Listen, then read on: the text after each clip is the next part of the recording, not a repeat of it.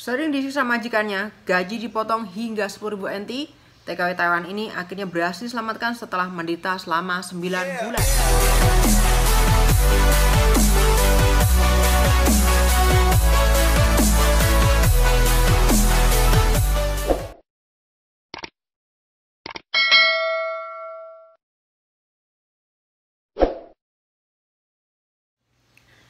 Seorang pekerja migran perempuan di Taichung, Taiwan diketahui sering dianiaya majikannya saat bekerja hingga mengalami luka sekujur tubuhnya dan bahkan gajinya sering pula dipotong hingga 10.000 NT jika melakukan kesalahan sedikit saja. Beruntung kasus ini terungkap dan ditangani dengan sigap oleh Kejaksaan Taichung, di mana di dalam pengadilan terkuak semua penyiksaan yang dilakukan oleh keluarga majikan tersebut. TKW tersebut berhasil diselamatkan. Dan pihak kejaksaan menemukan luka sekujur tubuh Mbak TKW tersebut. Diketahui ia disiksa oleh ibu dan anak keluarga majikan tersebut. Tak hanya itu, denda 10.000 NT kerap dikenakan kepadanya. Beruntungnya, pihak kejaksaan penuntut majikan membayar semua ganti rugi dan gaji yang belum dibayarkan. Perlu diketahui, TKW tersebut sejatinya diperkerjakan oleh majikan tersebut untuk merawat ibu mereka yang menderita stroke. Namun, ternyata TKW tersebut diperkerjakan over. Tidak hanya menjaga pasien, namun semua pekerjaan rumah harus ia kerjakan sendirian. Ini adalah awal mimpi buruk saya setelah pindah ke majikan ini, ujarnya. Saya harus melakukan semua pekerjaan rumah. Bahkan saya baru bisa diperbolehkan istirahat setiap pukul 2 atau 3 malam dini hari. Jam kerja saya seringkali melebihi 21 jam. Tetapi saat waktunya gajian, mereka merinci kesalahan saya dan meminta potongan gaji seperti biaya mencuci pakaian saya, makan, dan lain-lain yang tidak wajar, ujarnya. Tak hanya penyiksaan dan pemotongan gaji yang ia alami, bahkan sejak Mei tahun lalu, ia seakan terisolir di dalam rumah majikan. Selama 9 bulan, ia mengalami penyiksaan tersebut. Namun tidak ada pilihan lain, bahkan untuk kabur pun tidak bisa. Komunikasi dengan dunia luar juga diputus aksesnya.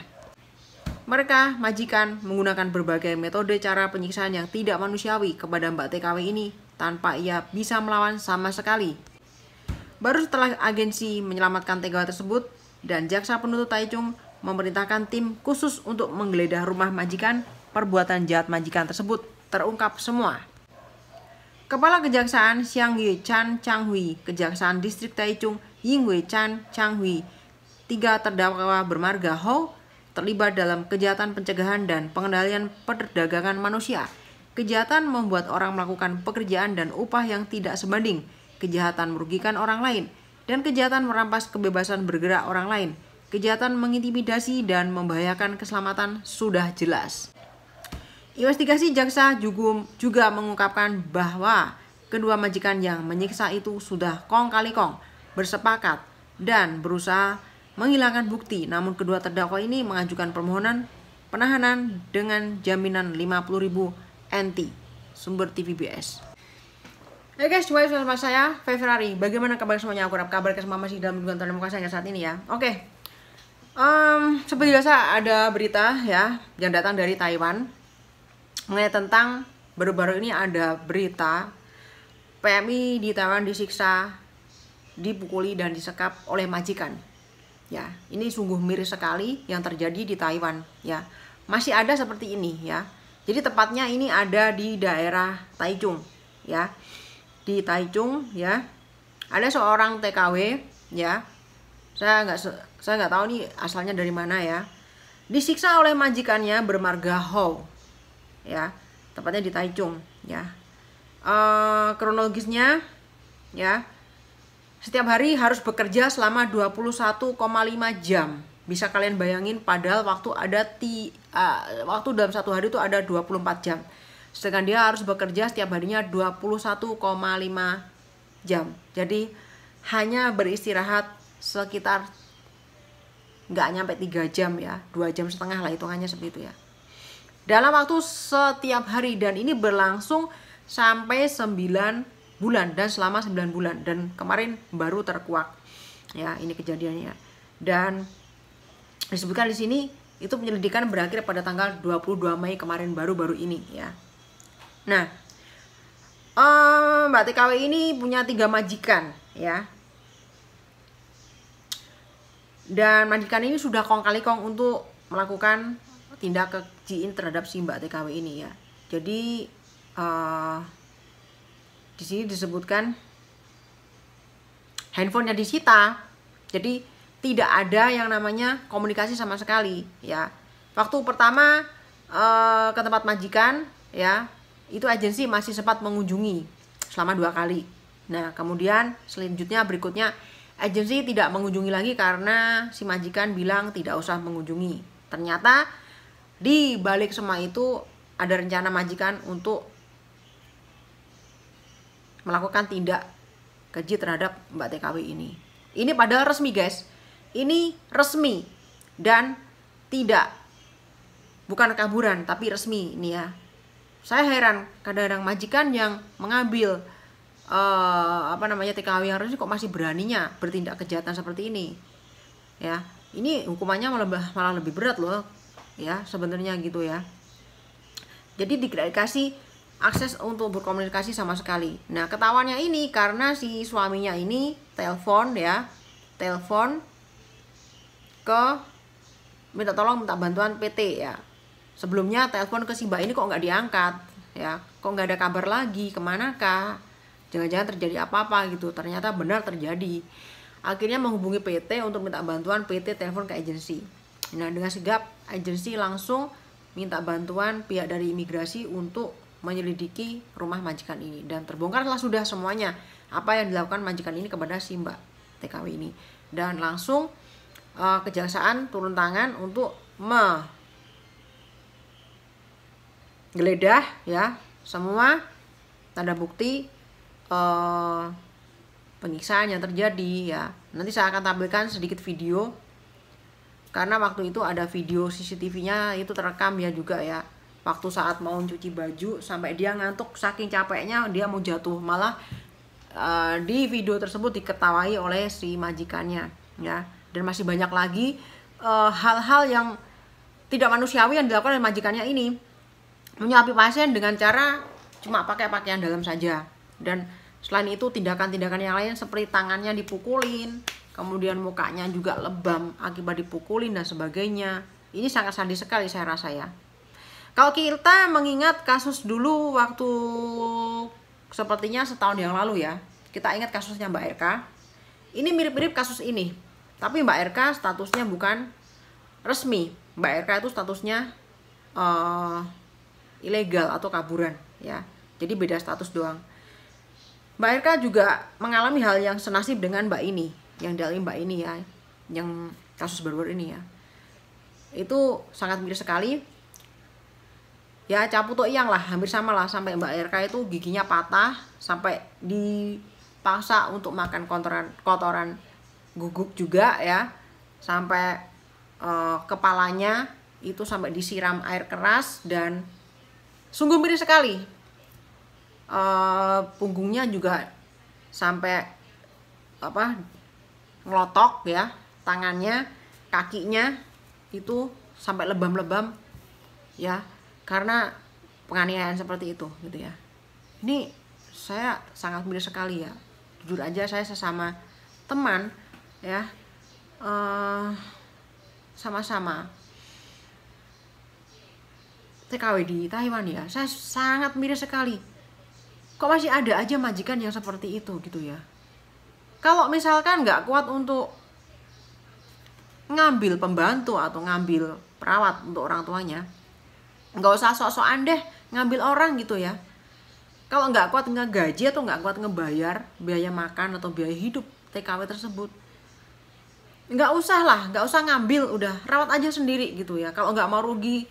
Dan di sini juga disebutkan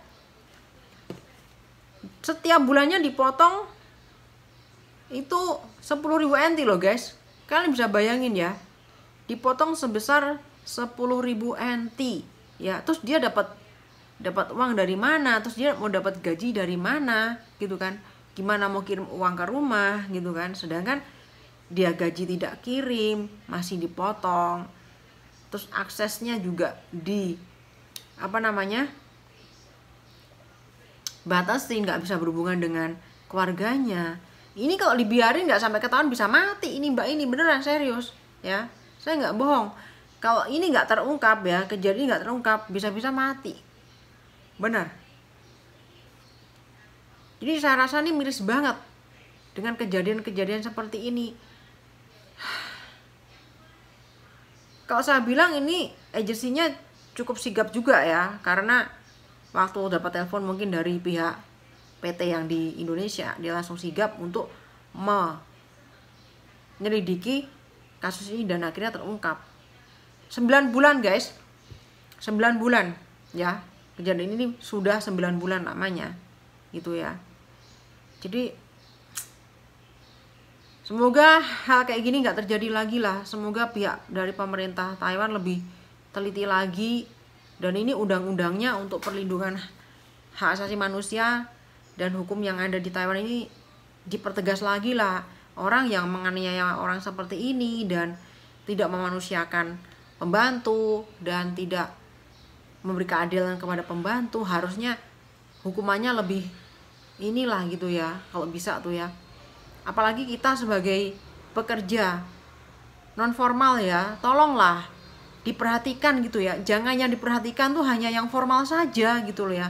Jujur aja ya, terus terang ya, kita yang sebagai non formal tuh kadang-kadang iri loh sama yang formal gitu ya. Mengenai askes atau mengenai jaminan-jaminan semuanya tuh seakan-akan yang diperhatikan tuh hanya yang formal saja. Sedangkan yang non formal tuh kayak seakan-akan kayak dianaktirikan gitu loh. Ya padahal kalau dipikir-pikir ya, non formal itu malah kerjanya tuh malah lebih berat daripada yang formal. Gaji ya ibaratnya lebih banyak yang yang formal. Pekerjaan lebih berat yang non formal. Tapi yang diperhatikan selalu yang formal saja gitu loh. Harusnya seperti ini harus diberi agak ketegasan hukum aja gitu ya. Kasihan gitu. Jadi sungguh miris sekali ya kayak gini. Bener-bener miris sekali guys, bener. Oke, saya akan tampilkan videonya ya, penyiksaan dan apa namanya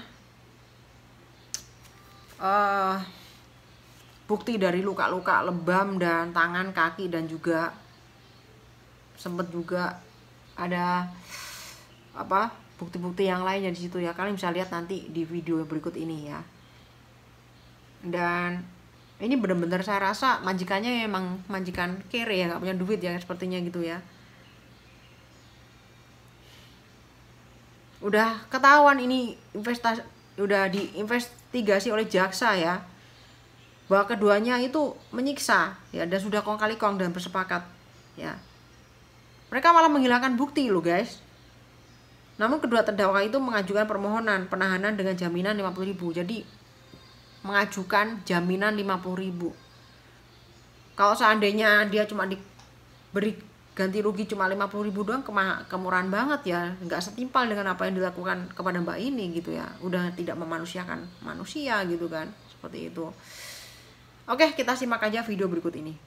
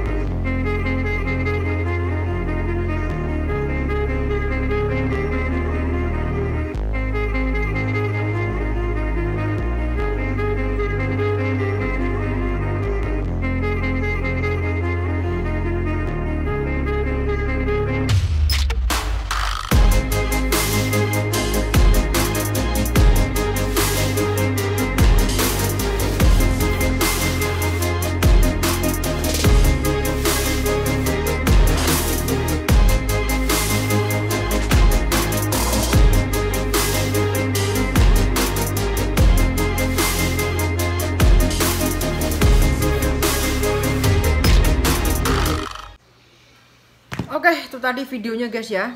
Sungguh meresahkan sekali dan miris ya, seperti itu. Majikan yang tidak punya peri kemanusiaan dan tidak punya hati nurani sebagai manusia ya. Kalau saya bilang ya, seperti itu. Hampir setiap bulan gaji dipotong 10.000 ya. Dan tadi kalian sempat nonton ada yang marah-marah seperti itu, yaitu kalau nggak salah dari pihak imigrasi ya, saking kebangetannya mungkin ya kayak gitu ya gitu.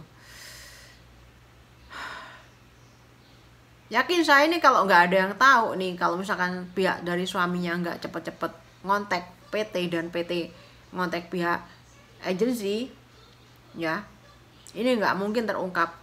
Masih jadi bulan-bulanan mbak ini, yakin. Otomatis mau kabur juga nggak akan bisa kabur. Kondisi makin hari makin lemah ya, tapi ya kita tahulah semuanya ini adalah rencana Tuhan ya. Kalau Tuhan nggak menghendaki, nggak mungkin semua ini akan terbongkar ya. Semuanya tetap Tuhan yang atur, gitu aja. Oke, itu aja untuk sharing hari ini dan cerita hari ini. Sekali lagi ya, buat pahlawan Dewisa ya, dimana berada, khususnya di Taiwan ya, hati-hati, jaga kesehatan, jaga kondisi tubuh. Jika kalian seperti ceritakan tadi, mbak ini kan baru pindah ya, intinya ya, dan belum paham banget dan belum mengerti juga tentang bahasa komunikasi, juga sepertinya belum begitu baik dengan majikannya ya. Buat kalian semuanya yang mungkin dari PT masih pengen ke Taiwan atau pengen proses ke Taiwan ya, minta tolong aja pahami bahasa, pelajari bahasa dengan baik, itu aja lah. Kalau masalah pekerjaan di Taiwan itu bisa diajari majikan, nggak mungkin nggak usah kerja, nggak mungkin banget nggak bisa kerja. Yang penting pahami dan belajar bahasa yang baik ya, gitu aja. Kalau kalian bisa belajar bahasa dengan baik, niscaya bisa komunikasi dengan baik juga dengan sama orang yang dari Taiwan gitu ya.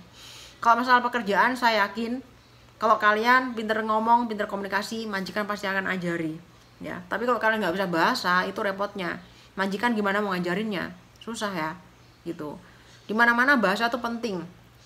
Meskipun kalian nggak bisa semuanya keseluruhan bahasa yang ada di Taiwan ini ya, misalkan nggak ngerti yang dalam, nggak masalah, yang penting dasarnya udah paham gitu aja ya. Dasar-dasarnya itu harus dihafalkan, bahasa sehari-harinya itu seperti apa kayak gitu. Kan di Taiwan itu ada 3 bahasa, bukan cuma 1 bahasa aja Mandarin, tapi 3 bahasa. Dan orang-orang tua itu biasanya ngomongnya pakai bahasa daerah.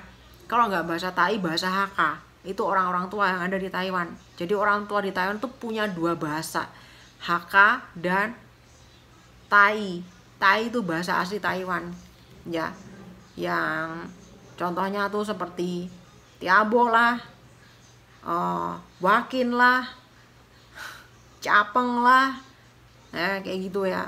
Kalau bahasa Hokkien itu, bahasa Hakka tuh mirip-mirip bahasa Cina, kayak orang Kalimantan itu ya. Kalau di Indonesia tuh bahasa-bahasa kayak gitu ya, cep-cep lah gitu, cepat lah, simonyi, nah tuh kayak gitu-gitu ya. Saya nggak terlalu pinter bahasa apa namanya daerah ya, bahasa Mandarin aja saya juga nggak begitu pinter ya. Seenggaknya kita paham aja apa ya diomongin majikan, apa maksud majikan kita, yang penting ngerti aja seperti itu. Jadi bahasa itu penting ya. Jadi pelajari, yang belum terbang atau yang mau berangkat ke Taiwan, tolong bahasanya itu aja yang dipahami dan dipelajari ya. Tuh. Banyak yang ngomong juga, alah bahasa nggak penting, yang penting kita bisa kerja. Memang sih bahasa nggak begitu penting, kita harus bisa kerja. Tapi komunikasinya ini loh, kalau kita komunikasi dengan majikan kita nggak paham, terus majikan gimana mau ngomongnya? Kan gak selamanya majikan harus ngomong sama penerjemah gitu kan. Kan ya kalau kamu nggak bisa bahasa, gimana coba komunikasinya bisa bagus gitu kan. Seperti itu ya.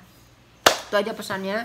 Dan sekali lagi juga pesan buat kalian semuanya yang masih resmi, jangan coba-coba untuk kabur. Karena kabur itu sekarang ini banyak sekali razia, dan juga saya lihat di video-video di VT ataupun di YouTube, khususnya punya Koko Faisal Show ya. Saya suka sekali nonton YouTube ataupun nonton TikToknya Koko Faisal Show. Itu banyak banget TKI kaburan yang melapor ya. Banyak banget kasusnya yang tentang inilah, tentang Taiwan Syahdu lah, penyakit dan sebagainya ya. Miris sekali. Jadi kalau kalian yang resmi jangan gampang terpengaruh oleh teman-teman yang mau ujuk-ujuki atau mau yang ada yang mempengaruhi. Kabur enak ini, jangan ya. Pertahankan keresmian kalian ya. Dan sebagai contoh tadi, video tadi itu resmi masih seperti itu ya, itu bisa menjadi pelajaran buat kita semuanya ya, bahwa nggak semua majikan di Taiwan itu baik, dan nggak semua majikan di Taiwan itu juga nggak baik ya. Semua tergantung nasib ya, kita kesimpulannya kayak gitu aja ya. Oke, itu aja untuk hari ini. Terima kasih banyak ya. Mohon maaf sekiranya kalau ada kata-kata dan orang yang kurang sopan di konten ini, mohon maaf. Dan tetap saya doakan semoga semua tetap diberikan kesehatan, umur panjang, jangan lupa bersyukur, jangan lupa tersenyum, smile, dan jangan lupa bagikan cinta kasihkan pada semua orang dengan tulus ikhlas. Dan tentunya Tuhan tetap berkati kalian semuanya. God bless you always. Sampai ketemu lagi di video dan sharing-sharing tentunya tentang kehidupan seputar TKI yang ada di seluruh dunia, khususnya yang ada di Taiwan. Sampai jumpa lagi kesempatan, dan salam persahabatan dari Ferrari. Bye bye.